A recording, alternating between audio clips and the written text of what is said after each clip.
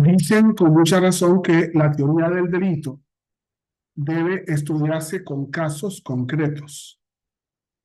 Por eso quizá ahí falla la clase virtual, porque es muy importante que aprendamos los abogados a levantarnos en la sala, llegar a la fiscalía, discutir con el fiscal, encontrarnos al asesor jurídico, el asesor jurídico encontrarse con nosotros.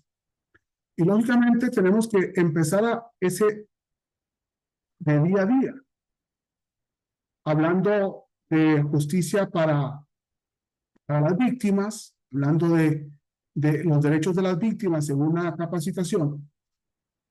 Eh, la mayoría de los alumnos virtuales me decían, José Daniel, y habían tantos peros que yo lo que hice fue preguntarles, ¿dónde vives? Lo virtual nos permite estar dando una clase en todo México y por tanto no siempre sé de dónde son los alumnos. ¿Dónde vives? En Chiapas. ¿Sabes dónde queda la Comisión de Víctimas en Chiapas? No. ¿Dónde vives? En Yucatán. ¿Sabes dónde queda la Comisión de Víctimas en Yucatán? Y así por el estilo. Entonces, yo me atreví a decir, cuando vamos a los sitios, entramos a los sitios, conocemos a los sitios, vamos perdiendo el miedo. El litigio es perderle el miedo a las instituciones. Nosotros tenemos que saber que no solamente tenemos que ser especialistas en adolescentes, que es la razón de este canal, sino que para ser especialistas en adolescentes debo ser especialista en derecho penal. Tengo que ser experto en víctimas. ¿Por qué? Porque en el delito hay una víctima. Tengo que ser experto en el adolescente que ha sido detenido o imputado por este delito. Tengo que ser experto en ejecución de las medidas, de la cual he tenido que hablar muchas veces diciendo que no hay sanciones y sin embargo hasta hoy hay sanciones. Es muy complejo cuando un profesor se autocontradice porque tiene que contradecirse, porque la realidad que está explicando conforme a la Constitución y a la ley no es la realidad que ustedes tienen que enfrentar cada día. No dejen de hacer el tour, como cuando uno va a una universidad como profesor, cuando uno va a otro país, hay alguien que se hace un tour, ¿no? Para conocer. No dejes de hacer tu tour como abogado, es parte de la especialidad. ¿Dónde queda la comisión de víctimas? ¿Dónde se consiguen los asesores jurídicos de las víctimas? ¿Cuántos asesores jurídicos de la víctima hay en un estado o en otro o a nivel federal? ¿Cuántos recursos tiene la comisión de víctimas? ¿De dónde vienen los recursos de la comisión de víctimas en ese estado concreto? ¿Con qué capacidad se puede responder ante el daño a las víctimas según la comisión de víctimas de cada entidad federativa? ¿Dónde queda la defensa pública? ¿Cuántos defensores públicos hay en este lugar donde yo ejerzo como abogado? ¿Qué tal preparados están los defensores? ¿Cuál es el título que tienen los defensores?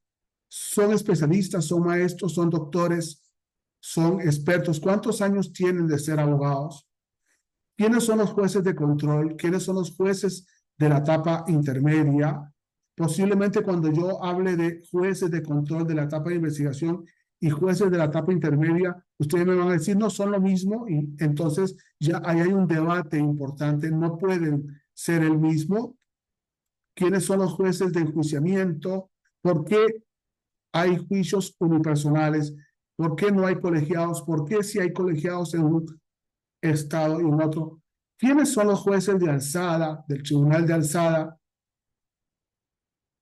Tenemos que ir a la fiscalía, conocer los laboratorios, conocer el director de servicios periciales, ver quiénes son los directores de área en servicios periciales, conocer el laboratorio de balística, el laboratorio de grafología y grafoscopía. La especialidad es un tour también, perdón, que no era mi objetivo grabar este tema y sin embargo salió. conocerlo. Y resulta que México, por lo menos lo digo con mi experiencia en un país chiquito, Costa Rica tiene el tamaño de Querétaro o de Zacatecas. En un país chiquito se conoce, en el mismo día puedo ir y regresar. En México no. En México me obligaba a mí a conocer de memoria los códigos, las leyes orgánicas, los códigos penales y los códigos procesales penales y la constitución política de cada una de las entidades federativas. Era muy complejo aprender para México.